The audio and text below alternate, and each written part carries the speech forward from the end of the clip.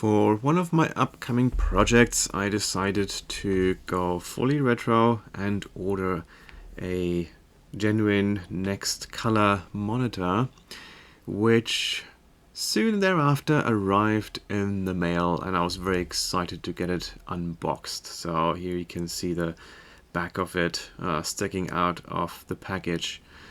Unfortunately, it seemed like the monitor was stored in an environment that suffered some damage from just moisture or a water leak or something.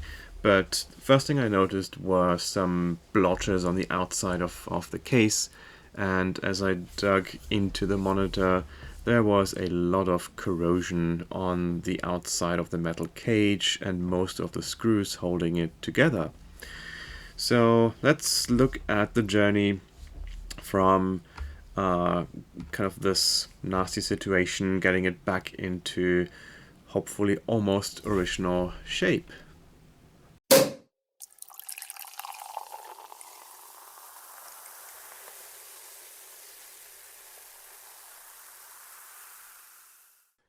So I'm trying to clean up the housing of this 17-inch black NeXT color monitor, and I've already washed it with some just dishwashing liquid and water, had it dry, and it still has a bunch of these white spots everywhere.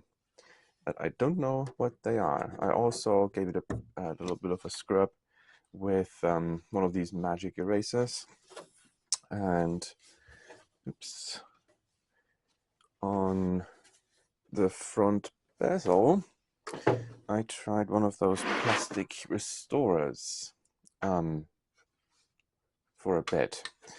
And this was on this side here, and that improved the situation a little bit, but you can still see some of those white blotches on here.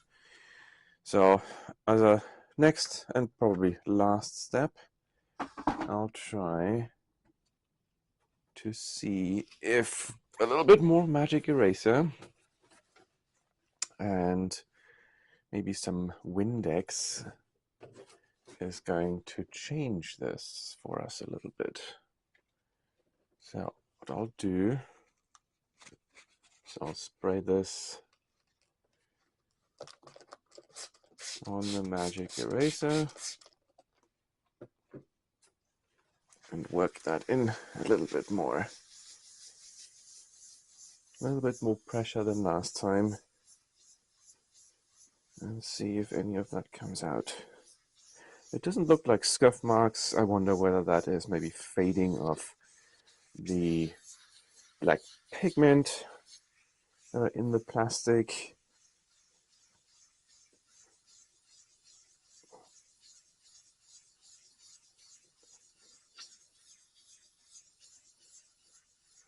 And you don't want to overdo it with the magic eraser because it is abrasive. It can take off too much. And then you see shiny spots everywhere on your plastic.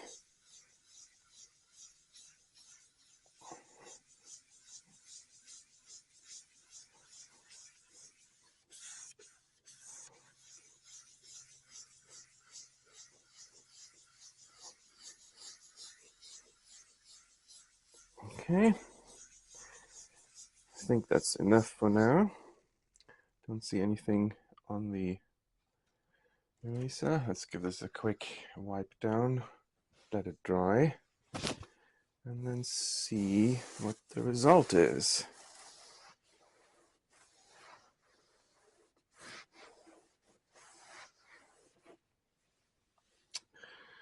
And as the Windex is fading away, the blotches are still there. They're not as bad as they used to be, but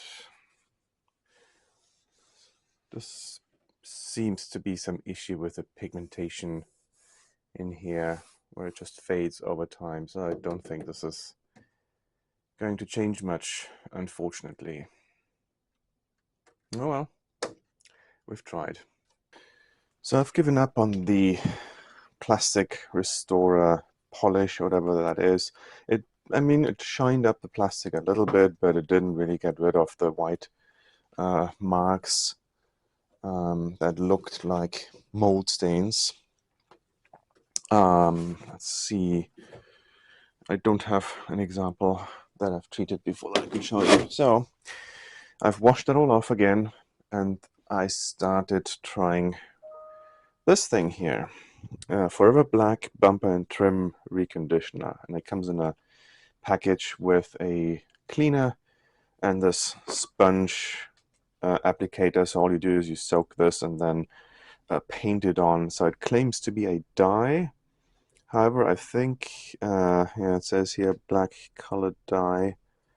However, I think it works more like a paint, I think. So I've already added one coat to the front bezel, and it's still a bit wet, so I'm not necessarily going to touch it. And it seems to be working pretty well in covering up all of those moldy looking stains. So those have almost disappeared, and it feels okay afterwards. It's not sticky or anything, and it doesn't rub off once it's dried after. I'll let it dry overnight. But you do have to keep this like completely soaked and wet all the time, otherwise it comes out a little bit streaky. So I'm currently applying a second coat to some of the test areas to see if that can be resolved. But yeah, so far I think it's coming out okay, and once this is fully dry, I'll be able to pick this up and show you a little bit more what the end result looks like. So far I am somewhat yeah, mildly positive and optimistic about the results. So stay tuned. While that dye is drying, let's make some progress with the actual monitor. The metal cage pieces are back from cleaning, so these were all sanded, scrubbed, and then painted with this cold galvanizing compound. I think I got that at Home Depot, I think, Rust-Oleum. Maybe I ordered it from Amazon. Zinc-rich coating. So what this does is it should prevent further corrosion from coming through, but it's also conductive. Let's do a quick test here with a multimeter. Set that to continuity testing. Beep beep. So we'll let's say stick one in here, that one here. So it does preserve the conductiveness of all of the cage components. And yeah, they're not as shiny as they used to be. Like, I think this is the top one. It's all rather kind of dull and gray, but at least it looks so much cleaner. All that gunk is gone, and this will hopefully make it last for a very long time. So before all of that goes back on, we'll just do a little bit of cleaning of some of the other components in here, and then we'll start reassembling this. Just put a little bit of Windex on my cleaning rug, which has seen better days. It needs to be replaced. And I'm just going to wipe down some of those plastic components.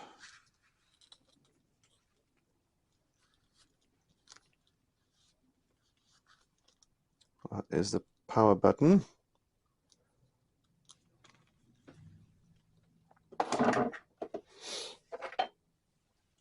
I think this is a degauss, however you pronounce it. I'll never get it right. Button. Just give that a quick clean.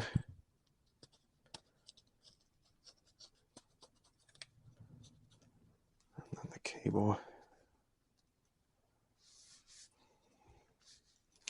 And then the other thing that we're going to do is see if any of the contacts need a little bit of contact cleaner and cleaning. A little bit more Windex. And There's a little bit of soot and dust on some of these.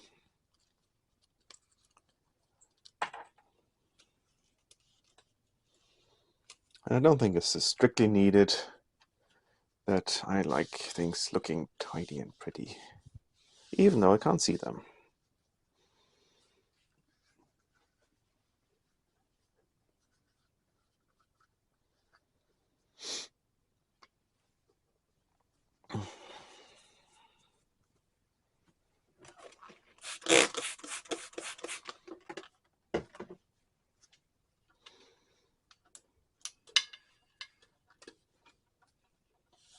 I need to be careful around this neck board because I have not removed it. Don't want that to snap off.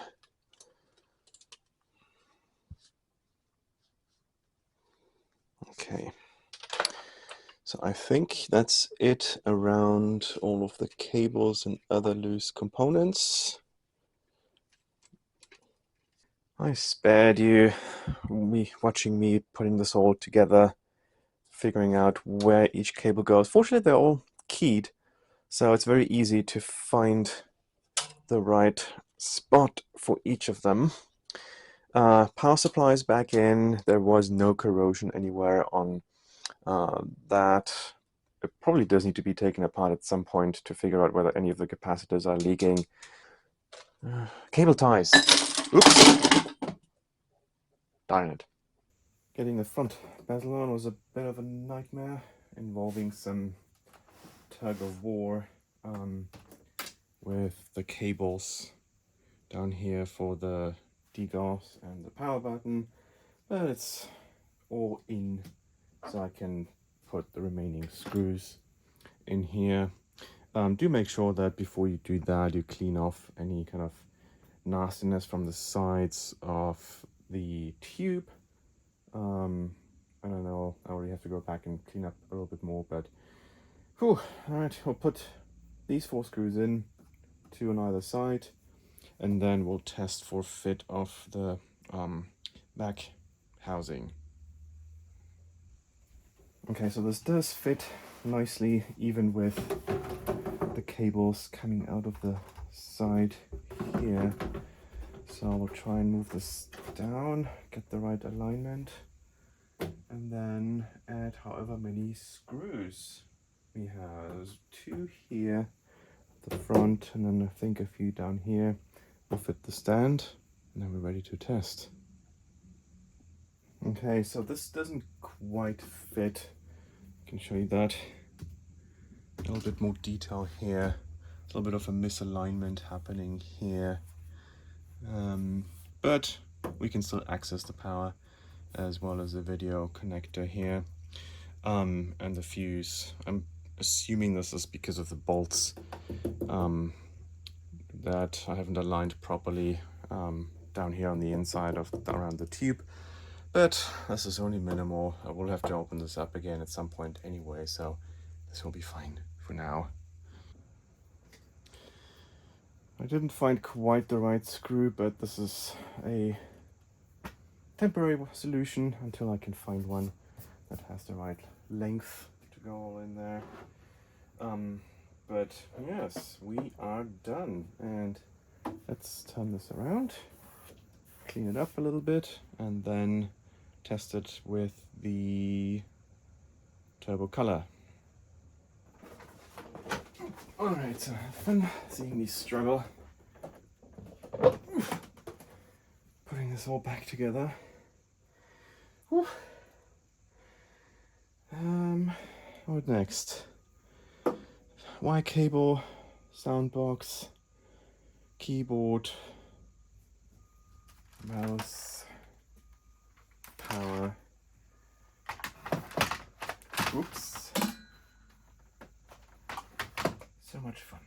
That mouse cable's a little bit short. Now, moment of truth. Power to the monitor. Hopefully there's a bit of an interesting static noise coming from the top, but power to the slab, and there we go. There's a little bit of distortion here. Don't know how well you can see that. Let me reposition the camera a little bit, and it's still monochrome. Adjust that a little bit.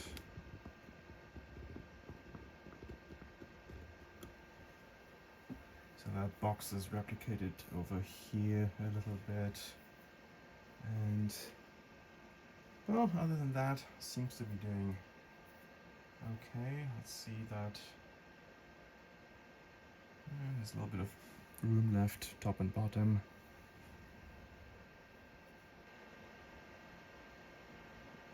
Okay. Don't know if you saw that. The beach ball was in color, and we have color here.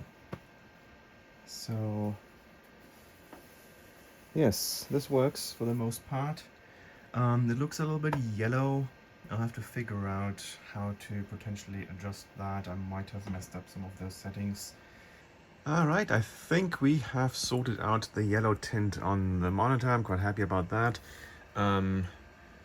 I got this from Rob from Black Hole Inc. A little tip to just reseat the cables. So I removed the video cable and then used a little bit of contact cleaner and a brush to clean them out, put them back in, and voila, the yellow tint is gone. I think the only thing I need to do is the adjustments, because there's still some kind of overlap with an invisible area here, but other than that, things are looking great. So monitor is back into a nice black color. If I turn on the additional light here, there's still some blotchiness from this black kind of plastic treatment, but overall looks much better than it used to be with those white stains everywhere. It might be a little bit too black if you compare it with the rest of the color from the keyboard and the color station down here, but that might just be because those have aged a little bit and this is fresh paint. So yeah, let's see if we can adjust the rest of the geometry settings, and then I'll be a happy camper. And then the other thing left to do is find a proper keyboard. This is the German version, so it complains when I'm trying to do some key presses that are not compatible with the presumably US setting on here. I have one in storage somewhere, so I just need to find that and clean it up. This one was brand new, so spotless and clean. I didn't have to do anything with it. So yeah, the NeXT station is working with the new monitor. Knowing that this works now, we can move on to our next project over here, but that's for another video. So I hope this was interesting, useful, and thank you for watching.